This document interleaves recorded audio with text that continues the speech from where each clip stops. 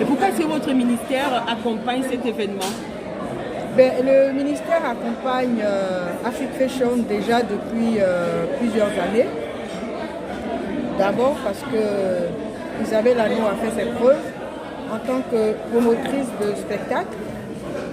C'est une jeune dame assez entreprenante, dynamique. Au début, on venait en tant qu'observateur et là maintenant, c'est un partenariat qui s'est noué entre Afrique Fashion et le ministère de la Culture et de l'Industrie des Arts et du Spectacle. Parce que la mode véhicule, comme vous le savez, notre identité et au niveau de notre patrimoine, ce qui concerne la valorisation de notre richesse vestimentaire. Et cette année, Isabelle est à sa 15e édition. Et le thème retenu, c'est la valorisation du Made in Côte d'Ivoire. Il est question pour nous, Ivoiriens, de plus en plus, de valoriser ce que nous avons comme richesse, à tous les niveaux. Et naturellement, nous accompagnons Isabelle Agneau, parce qu'au-delà, pour faire la promotion de notre patrimoine vestimentaire, il y a un autre enjeu qui sous-tend cette activité, c'est que la mode est en même temps qu'elle valorise notre patrimoine, elle fait également la promotion de la dextérité de nos créateurs, mais c'est également un enjeu économique en tant que créateur d'emplois et de richesses. Donc, pour toutes ces raisons-là, nous accompagnons non seulement Isabelle, mais tous les acteurs qui font la promotion de notre culture. C'est la question que j'allais poser justement. Comment est-ce que vous faites pour accompagner, comment est-ce que vous accompagnez tous les autres acteurs, pas simplement Afrique Fashion? Comment est-ce qu'au niveau du ministère, vous accompagnez les autres créateurs? Comment on accompagne les autres créateurs?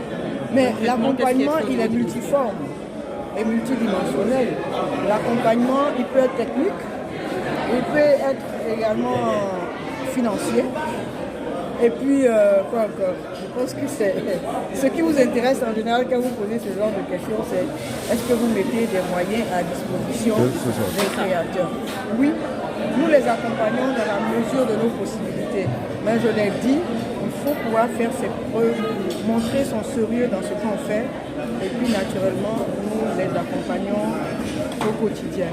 C'est le but, c'est l'objectif de notre mission, à travers notre ministre, la ministre Arlette Badou-Nguessan, qui devait jusqu'à la dernière minute être même là, elle-même présider cette cérémonie.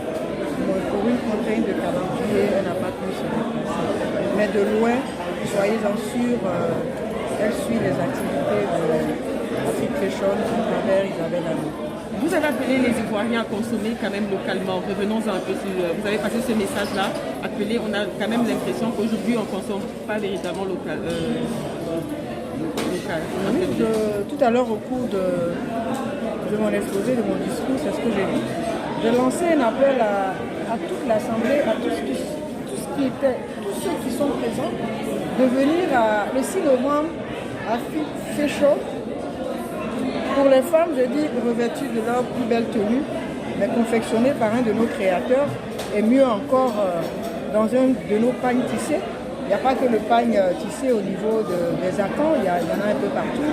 Il y a le camanguais, il y en a au niveau des selufos, il y en a au niveau des pagnes tissés dents, qui sont très beaux. Et nous avons la chance d'avoir des créateurs assez talentueux et qui valorisent toute cette richesse. Donc, aussi bien les acteurs, les créateurs et vous-même les journalistes aussi. Samedi, rendez-vous et soyez revêtus de vos plus beaux vêtements, pourquoi pas en tissé. Mais la question que je posais en fait, c'est pas forcément ceux qui seront là ce samedi. Aujourd'hui, quand même, il est important de dire à tous les Ivoiriens qu'il faut consommer localement pour pouvoir encourager la création ivoirienne. D'accord, oui. C'est-à-dire que c'était le deuxième volet de mon intervention. Alors, c'est le message que nous avons lancé. Nous avons de belles choses. Si nous ne les mettons pas en valeur, qui va le faire à notre place?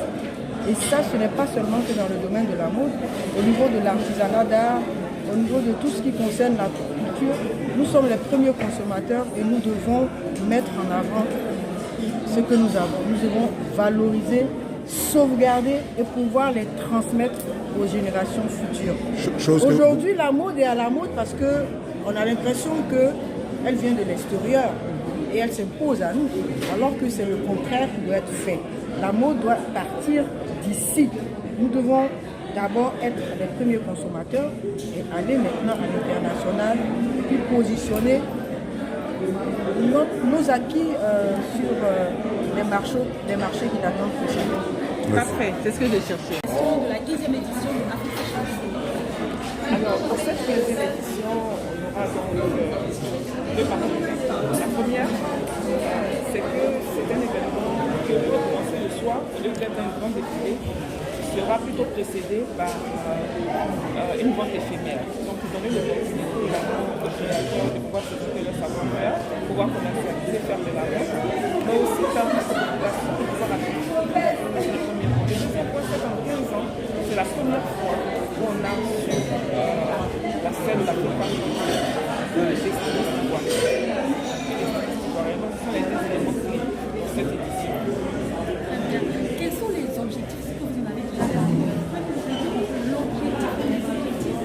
L'objectif Alors, Afrique Fashion Show, c'est un événement qui a pour premier objectif de pouvoir positionner la Côte d'Ivoire comme capitale de l'Afrique. Ensuite, valoriser nos créateurs et les rapprocher des populations. Tout le choix de cette année Made in Côte d'Ivoire, pourquoi avoir décidé d'axer essentiellement Afrique Fashion Show 15 sur la Côte d'Ivoire? Ce qu'on a souhaité, et j'espère que le message va passer, c'est de pouvoir, on va dire, lancer un message fort à l'endroit des populations, des autorités. C'est vrai, on peut porter de nous, mais valoriser les produits qui viennent de chez nous, c'est essentiel et c'est idéal. Vous avez vu les femmes membres du gouvernement, elles s'habillent très souvent en tenue paille, que ce soit tissé ou quoi. Et c'est ça. Ça nous donne envie, nous plus jeunes, de pouvoir porter le paille de chez nous. Vous savez que les autorités, ou encore certaines fois qui passent à la télé, sont les prescripteurs de tout. Quand tu portes une tenue, tout le monde a envie de porter. Et si nos autorités doivent nous manifester, c'est l'occasion de dire merci et féliciter toutes ces personnes-là qui valorisent de mettre une fois. Vous allez voir que derrière, tout le monde va mettre une fois comme ce pays. C'est ça. On ne dit pas de changer totalement, on dit d'intégrer. On demande d'intégrer le Made in Côte d'Ivoire dans les cadres. Combien de personnes vous attendez? On espère comme chaque année faire le plein du palais des congrès. Oui, oui, je voulais savoir, vous voulez qu'on intègre le Made in Côte d'Ivoire. Comment vous voyez ça dans la vision? Comment on doit pouvoir arriver à faire ça? Je vois ça tout simplement. Il faut pouvoir porter les produits de chez nous. Le pain tissé ou encore toutes les matières qu'on a dans nos différentes contrées se portent aisément dans tous les modèles. Donc c'est justement ce qu'on verra sur la scène d'Afrique Fashion. Vous êtes jeune, vous voulez vous habiller comme un jeune de votre âge, mais vous pouvez porter, garder votre style, mais avec du pain de chez nous.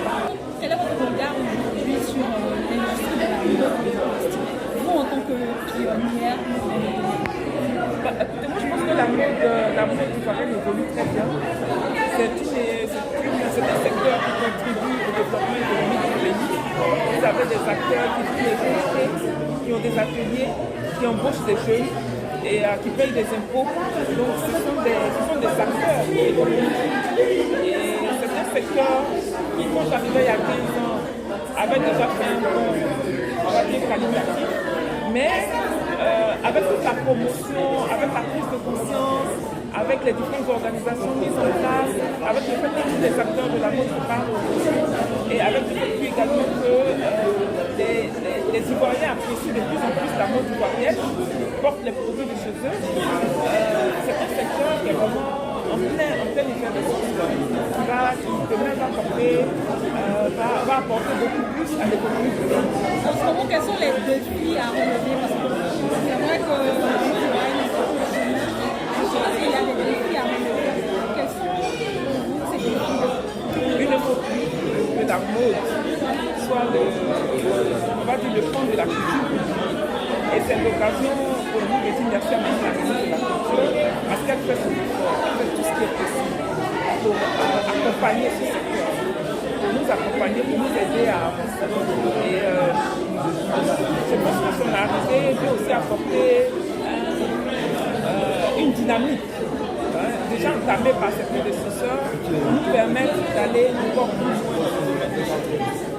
Merci. C'est bon? Merci.